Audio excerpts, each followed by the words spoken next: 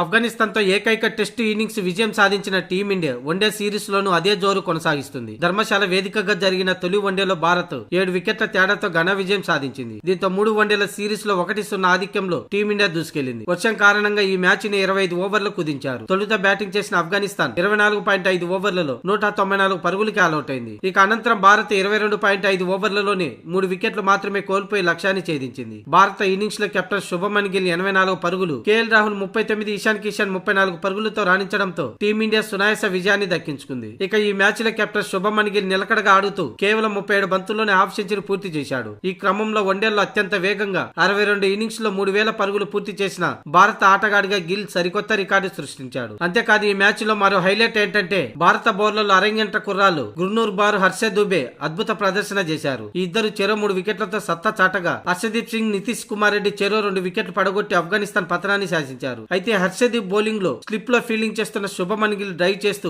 ఒంటి చేత్తో పట్టిన కళ్ళు చెదిరే క్యాచ్ ఈ ఇన్నింగ్స్ కి హైలైట్ గా నిలిచింది. అలాగే కేవలం 48 బంతుల్లోనే సెంచరీతో చెలరేగిన రహమునుల్లా గుర్బాజ్ ను అద్భుతమైన యార్కర్ తో నితీష్ కుమార్ రెడ్డి క్లీన్ బౌల్డ్ చేయడం హైలైట్ గా నిలిచింది. ఇక బ్యాటింగ్ లో రాహుల్ చివర్లో దూకుడుగా ఆడడం వల్ల శుభమన్ గిల్ పై భారం తప్పింది. రాహుల్ త్వరగా అవుట్ అయి ఉంటే పరిస్థితి మరోలా ఉండేది. కేవలం 19 బంతుల్లోనే 4 ఫోర్లు 3 సిక్సర్లతో 39 పరుగులు చేశాడు. అందులో 205 స్ట్రైక్ రేట్ తో విధ్వంసం సృష్టించాడు కేఎల్ రాహుల్. మొత్తంగా ఈ మ్యాచ్ లో ఈ 3 హైలైట్ అనే చెప్పాలి.